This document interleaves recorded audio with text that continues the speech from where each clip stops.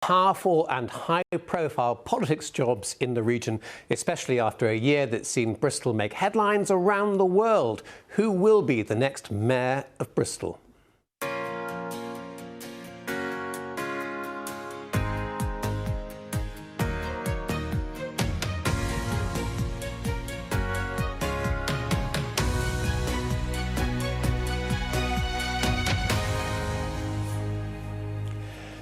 Good morning all, welcome to Politics West. I'm joined today by four contenders hoping to serve as Mayor of Bristol for the next 3 years. So let's meet them. They are Marvin Rees for Labour, who's held the position since 2016 and is asking you, the voters, to keep him in the job.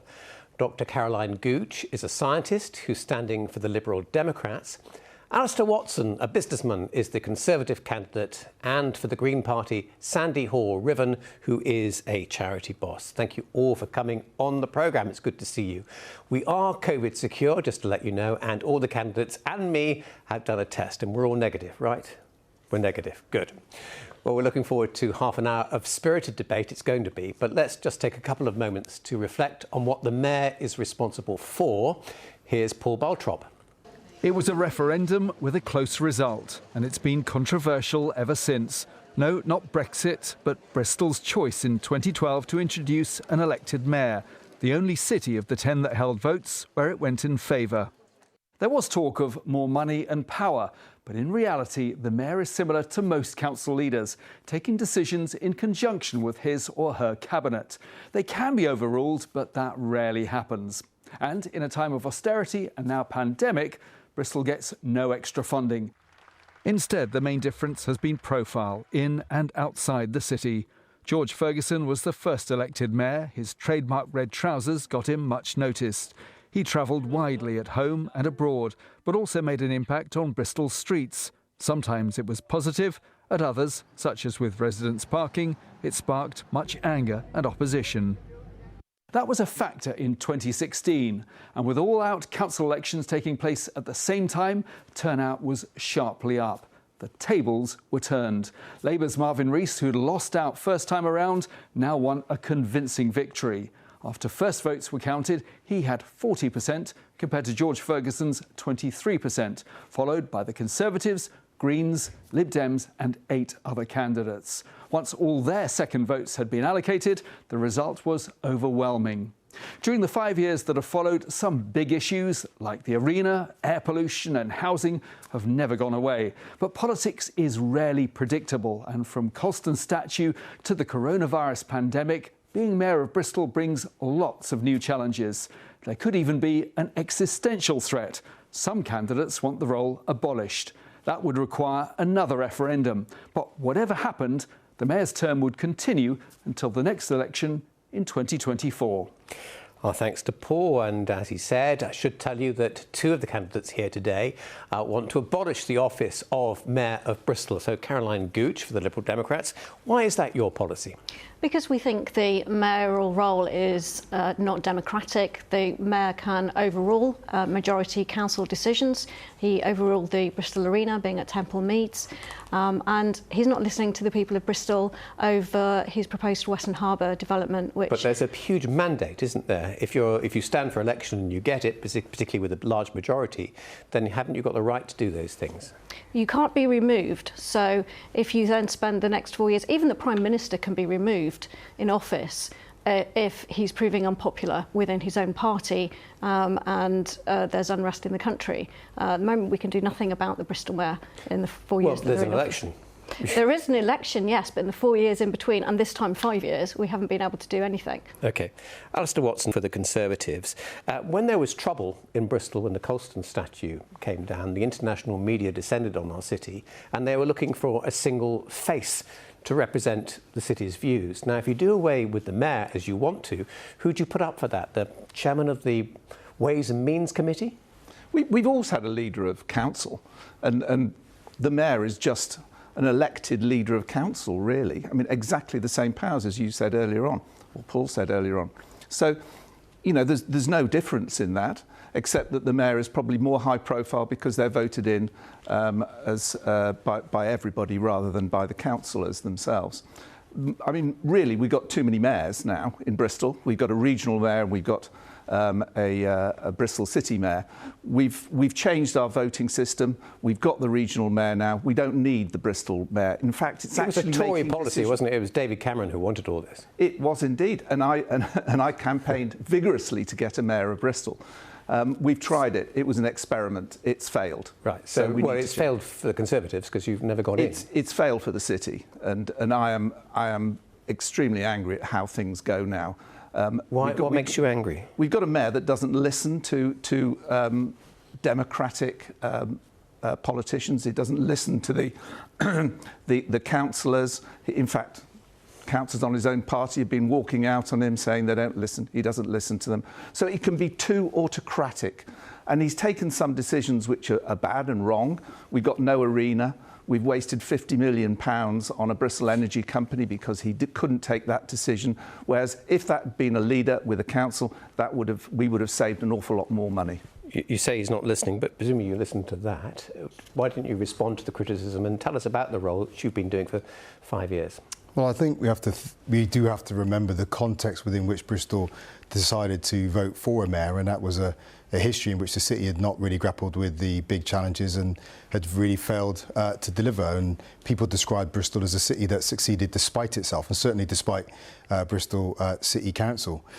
So, yeah, and I think, you know, when we're talking about democracy, visibility is really important, and the mayor is a visible role rather than an anonymous political leader. And the real decision here is who's going to elect the political leader of the city. Is it going to be directly elected by the people of Bristol, or is it going to be elected by a small group of councillors in City Hall? This complaint that you don't listen, that you don't involve even members of your own party? Well, I think that's demonstrably untrue. One of the things we are most known for in Bristol right now is the One City approach and the One City plan. That is a plan that looks forward to Bristol in 2050 and has been written by the city with the health service, with the police, with voluntary community. But they're not elected. Yeah, but they're still shaping life in Bristol, and this is not just about councillors talking to councillors. This is about the importance of Bristol City Council and the political leaders talking to the city, talking to our universities, to our voluntary community sector. The point that Alistair made is that you cancelled the arena, and if there'd been a full council, that might not have happened. And it would have been financially disastrous for the city. Run through this scenario, if we had borrowed over £160 million to build an arena and we'd have started to try and open it in a pandemic. Marvin, how much have you spent on the infrastructure to go out to Filton? Well, this is where the new arena is going to be built. Yes. Well, that's millions of pounds on infrastructure, but we need that anyway because we need the transport infrastructure to facilitate the housing that's going up there as well. OK, I want to bring in Sandy from the Green Party. What would you bring to the role? So I think what people are frustrated with the mayor. The council voted unanimously to keep the arena in the city centre. I think if the mayor had listened to council, we wouldn't have the losses of nearly £50 million for Bristol Energy. There's a whole series of things that have gone wrong. But, you know, when I'm on the doorstep talking to people don't tell me they don't want a mayor. They just want a mayor who's going to get things done. They want their buses to run on time. They want houses built. They want children with special educational needs to get the support they deserve. So I don't think it's about scrapping the mayoral system. I'm just thinking it's changing the mayor. And if I was elected, I would have a cross-party cabinet. I would abide by any full council votes on the big issues. And I think that way we can tweak the system, make it work. We still get the dynamism of having a mayor, but one who listens to the people of Bristol. OK. Alistair. Well, you know, the actual role itself is wrong. You know, it doesn't work in the system we have now. Marvin was talking about when originally there was a bit of difficulty in getting decisions made in Bristol because we voted councillors in by thirds. So 3 out of 4 years of a term, it was election time. We were campaigning. Now all the councillors are elected on one time for a whole 4-year term. We've got that stability. We've got the regional mayor, which most of the money from central government is being funneled through. Caroline, if you were to get elected on a banner of I want to abolish this office, are you going to get much done, given that it would be a dying institution? You'd still be the council leader. I think Barbara Junker got quite a lot done when she was the council leader. She actually got more affordable houses. But is a business going to have a sensible that conversation with you, even if the whole system is going to change in a couple of years' time? they'd still be the council leader, and we'd still be wanting to get stuff done. I'd be delegating responsibility for various roles within the council. One person can't be on top of all of these things and not be listening to advisors and not be listening to elected people within the council and the cabinet. And I would want the cabinet to have advisory groups made up of other councillors so that everyone is represented. At the moment, yes, the public are voting I'm going to stop you there, sorry, because our time is so short, so forgive me. Well, our next question is about housing. You all want to build more homes. Marvin, Rees, you said, I interviewed you when you got elected last time, you said, judge me, David, on housing. Well, you haven't hit your targets, have you? No, we haven't managed to hit the 800 a year affordable, but we've delivered 9,000 homes and trebled the number of affordable homes built during that time. And we've done it in the face of some major challenges, COVID and Brexit and austerity in the background as well. So I think people recognise that we've transformed the city's image on housing. Certainly our national reputation is enhanced, which is why Bucklock have chosen Bristol to be the first city in the UK in which they've invested. So I think Bucklock. It's an off-site manufactured housing firm from Scandinavia. Right. First time they've invested in the UK. I thought you were being rude then. No, I'm not. But no, there are families across the city, individuals who have homes now, and I visit them, and I think you can just see the cranes on the horizon. There has been delivery. But you admit you haven't hit the targets that you said you would. We didn't hit the 800 affordable. No. You have, for the Conservatives, haven't given yourself a target. Why not? Because we can't, because we don't know what we can do at this point. We want to build lots and lots of houses, homes in all sorts of different tenures and types of homes. So we want to build affordable housing, we want to build council housing, we want to build commercially priced housing. We've got to do that. The population of Bristol will be increasing over the next 10 years quite dramatically. Then why not set a target? Just give us an idea. Is it 1,000, 2,000, 3,000, 50? What is it? I don't know. I haven't seen books. We've been trying to get a lot of information out of the council, but it's very difficult to get that. But who would build this unknown number of houses?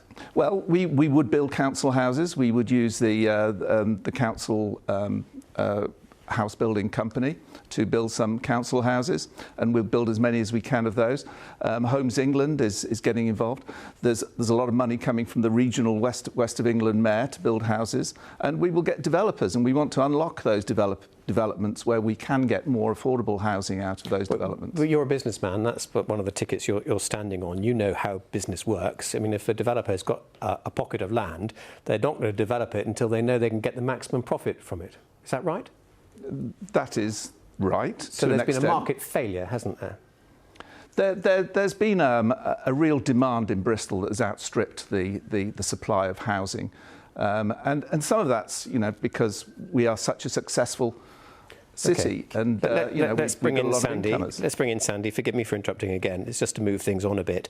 A very ambitious programme. Yeah. 10,000 new council homes and 2,000, I beg your pardon. 2,000 per year, but isn't there a total of 10,000 by the end of... No, it's 2,000 over the next decade. I mean, what's happened is we're suffering... Sorry. No, not at all. Okay. I was just being I'm more ambitious than you are. So 2,000 new council homes. It's 2,000 new council homes we want to build. And this is... Remember, we're suffering from a generation of Labour and Conservative-led governments who've underinvested and haven't put the right legislation in place to allow us to build homes. And that's affected the most vulnerable in our city. The market generally takes care of most of us who have a job and can rent a home, but the most vulnerable are those who are being pushed out of their communities, and at the hard end they're being pushed into homelessness. So the mayor has relied on the private sector to build affordable homes, but he only built 312 out of a target of 800 last year. So we have to therefore build council homes if we're going to give the most vulnerable people the return a of the council estate.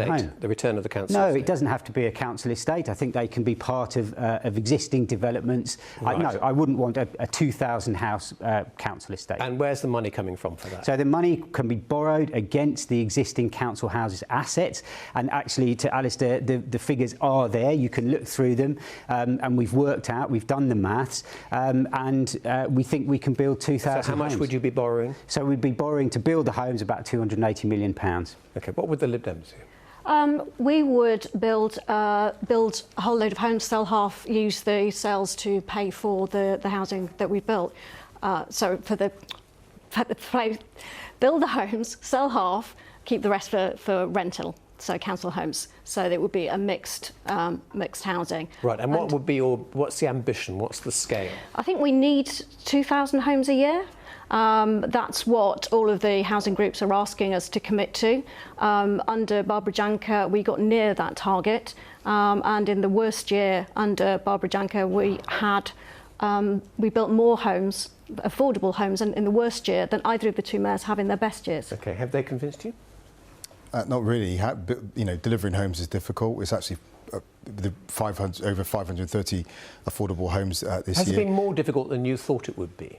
Well, we didn't anticipate the uncertainty of Brexit coming out, and we didn't anticipate a pandemic, which has had a major impact on the construction industry, obviously, which would have impacted on the arena as well. But we inherited a broken organisation in Bristol City Council. And one of the challenges we had, for example, was a lot of the legal and planning firepower within this council was actually directed towards delivering an unaffordable arena on Temple Island. We had to redirect that towards delivering of houses. And we've opened all the taps on housing. We have used the private sector. You cannot deliver at the volume you need unless you have private developers. But we've set up Gorham Homes, which is our own housing company as well, owned by us, and we've worked with housing associations as well. The other big question, of course, is where will it go? Can I challenge that? The money that we can use to build council homes is in an entirely separate account to the money that would have been used to borrow to build the arena. So I think that's a misunderstanding of your own council's finances. Where would your homes go? Well, so they would go across the city. We'd put 50 here, 20 there, 100 there within existing development. David, can I just... Yeah. I really stay away from the ping pong. It's not about the money you spend on the physical house. It's the staff. Right? We have lawyers and planners who are on the revenue account, and they have so many hours in a day, so many days in a week. And when I talk about the firepower, I'm talking about the capacity of the organisation to identify land, bring it forward, negotiate with contractors. All that takes a lot of time, and a lot of it was misdirected away from housing. So are you now finally ready to go on your pledge of 2,000 homes per year? 1,000 affordable, yes we are. Because the work has been done to fix this broken Bristol City Council. We turned it into an organisation that's focused on delivery in general, delivery on houses in particular. And as we come out of COVID, we will be able to put that machinery into play. So these guys could pick up on that if it's all been fixed. If the other candidates could also... It would be a blessing for them. They wouldn't come into the broken organisation I came into, no. Between 2008 and 2012, under the Lib Dems administration, we did better than you did on homes. OK. All right. He's happy to not come back on that one, I think. Now we're going to pause the debate here for just a moment, because there are other candidates who've thrown their hats into the ring to become mayor, and it's important we hear their voices too. Here they are.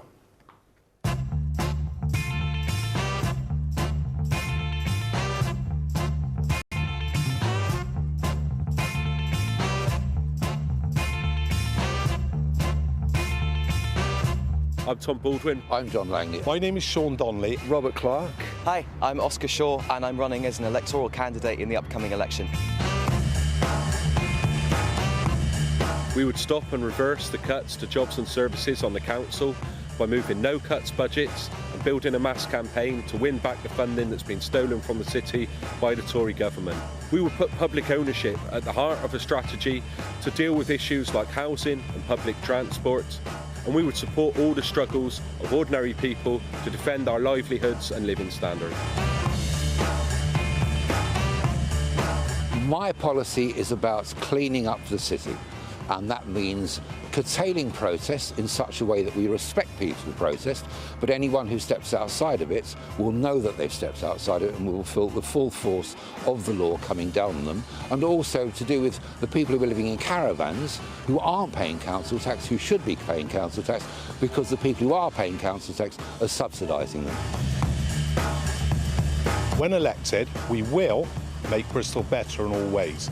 We will open up the centre to the water again. We will build the arena in Bristol. We will sort out the transport mess. We will sort out Mary Laporte. And obviously, we will build more affordable council homes.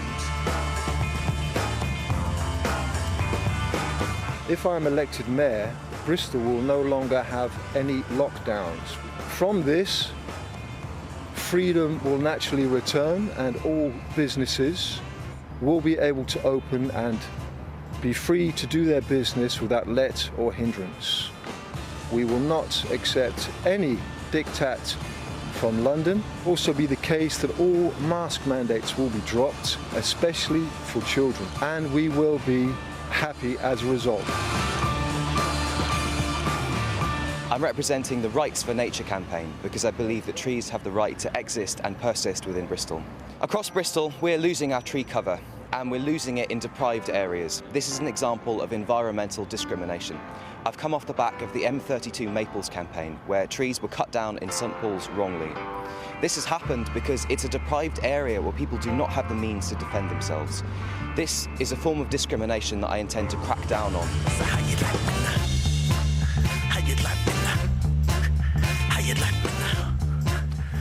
So those are the other candidates. Thank you for talking to us. Well, our final big issue is transport and the environment. It's a big topic. Bristol Airport wants to expand. A clean air zone will see polluting vehicles charged to drive into Bristol. And Marvin Rees is promising an underground system if he is re-elected. We'll come on to that in just a moment. But let's start with you and the Greens, if I may, Sandy. You want to reduce the number of parking spaces in the city centre. It's a brave politician who suggests that. Yes, but, you know, in order to hit our climate targets, we need to reduce the number of cars coming into the city centre by about 40%. But if we can provide a proper alternative, good buses that move through our cities, like a train, we can put proper separated cycle lanes in, wider pavements for pedestrians, and the alternatives will be there. It's not something we're going to do overnight, but we have to transform the way we move around our city. And not so easy if you're a builder or a plumber, is it, going to the office and, you know, taking all your tools and all that? No, but that doesn't mean we're banning cars at all. What it should mean is that in the end, it's easier to move through the city in a vehicle if you need to, if you're a plumber or a carpenter, because everybody else will be using really efficient public transport, cycling and walking. Caroline, lots of people here enjoy using Bristol Airport. They like their cheapish flights to foreign climes. You don't want to see it expanded. Why not? We would like not to expand at the moment. It doesn't really need to. It's actually got quite a lot of capacity at the moment. And we have got a climate crisis. What I would like to do is move the aviation industry towards hydrogen. And we want to make Bristol a centre for hydrogen aviation and bring research here. We've got a proud history of aviation research and innovation, and we've got a tidal. We can build a tidal barrage on the Avon and 7 tidal lagoons on the River Severn and a hydrogen plant, and we can move in that direction. But what about the family who want a week in Mallorca? We won't be taking any flights away. So, and there is capacity at the moment for them to expand. We're just saying, you know, don't build another terminal. OK. All right, let's move on to this big promise from the existing mayor, Marvin Rees, an underground. Yeah. When can I buy a ticket? We're looking probably in about 8-10 years' time. But the work is happening now. We've been doing it with a combined authority. We've gone through the first couple of stages. The next piece of work's just been sent back to the Department for Transport, down to 19 options. But they say, you know, we should have done this years ago. The best time to plant a tree was 40 years ago. Second best time is today. Someone's had to grab transport by the scruff of the neck. In the meantime, we've done a bus deal with First, which puts us on track to having 100% biogas buses. We put bus prioritisation in, a bus gate on Bristol Bridge. So we are actually improving the immediate offer on public transport as well. Going back to the underground, where is the money going to come from and what sort of sums are we talking about? Oh, we were talking about £4 billion, right. And the money will come from a mix of national government support. But then when you bring these kind of big infrastructure projects through, then Department for International Trade then pick these programmes up and take them with you to places like MIPIM and to win some of the international investment you need as well. OK, well, can the Conservatives compete with that and a tube system? No, because that's pie in the sky. It won't happen. It won't happen for a number of reasons, the huge infrastructure cost of doing it, and we are wasting money now doing lots of plans to try and put it in place. But also, if we built it, we don't have the amount of people moving in and out of the city that would make it viable. We're not London. There's no other undergrounds in the country that you know, what we've got to be looking at is better overground transport. We've got a good rail infrastructure out there which we could bring back into use, and that's what the Conservatives would like to see, opening more stations, the Henbury Loop, the Portishead Line and so on and so forth. And we've got some good rail network that we can work with. We'd also want to expand the bus network and improve that. So there's a lot of things that need to be done, as well but as more of the same, effectively. Yes, but better and more coordinated and with some investment behind it. I mean, Marvin will admit there's not been very many cycle lanes, segregated cycle lanes built in Bristol. There's not been the money behind that. Now, the active travel budgets will be, you know, from central government. There's going to be money coming in, so we're going to be able to build some of those things. In the future. How much money have we spent on these feasibility studies for an underground? The last round was about £1.5 million. But David, it's real. We're doing this with the Conservative Metro Mayor and the Conservative leader from South Gloucestershire, the Liberal Democrat leader from Baines, and the Independent and the former Conservative leader from North Somerset, and actually the former Conservative leader for Baines. So this is a real piece of work, and it's the kind of ambition the city needs. Well, let's go to you, Caroline. What's not to like? Well, the geology of Bristol, for a start. It's just not... You know, in hilly cities, the most sensible transit system to look at, other than trams, are cable cars. So we could put a system of cable cars up the hills. I mean, it would be a lot easier to do the looking at that. You just get a cable car manufacturer over and have them look at the street plan and see what we could do. Hydrogen planes up at Lolsgate and cable cars over Bristol. We could do it. But I mean, the main thing is actually getting people out of cars for short journeys. It's the active travel. It's the buses and the walking and cycling and e-bikes and e-scooters. Okay. So can I say, if the Mayor was serious about active travel and alternative forms of travel to the car, we would have seen something actually happen. The bus deal, he's had 5 years to make a difference to our travel system. We've commissioned 1 extra mile of separated cycle lanes. The bus deal hasn't even come in yet, so we're still waiting for that. And you know, day to day, people want to see their buses run more efficiently, more cheaply. Okay. So I would put half-price bus fares for under 21s. That's a start to get more people. Final response from Marvin Rees to that specific criticism. Well, just because you don't know something's happening, it doesn't mean it's not happening. We've pedestrianised the old city, busgate on Bristol Bridge. We've doubled the frequency of the number 2 bus. We've got 99 biogas buses on the streets of Bristol, and we've put miles of segregated cycle lanes in through the COVID money. And just be clear, if you don't get if you're re-elected and you don't get the underground, would you say I won't stand again? Because this is my. Well, I've already said I'm not going to stand again. Oh, you're not anyway. I didn't know that. Yeah. OK, well, that's the answer. We shall have to wait and see about the underground. Thank you. And thanks to my guests, Dr. Caroline Gooch, Alistair Watson, Marvin Rees and Sandy Hore-Riven. Well, this is a super Sunday of local politics because Amanda Parr will be here later with the candidates who want to be West of England Mayor. What, another one? I know. That's at 2:15 here on BBC One. But for now, from all of us here, thank you again for taking part, and I'll see you again next week. Bye-bye.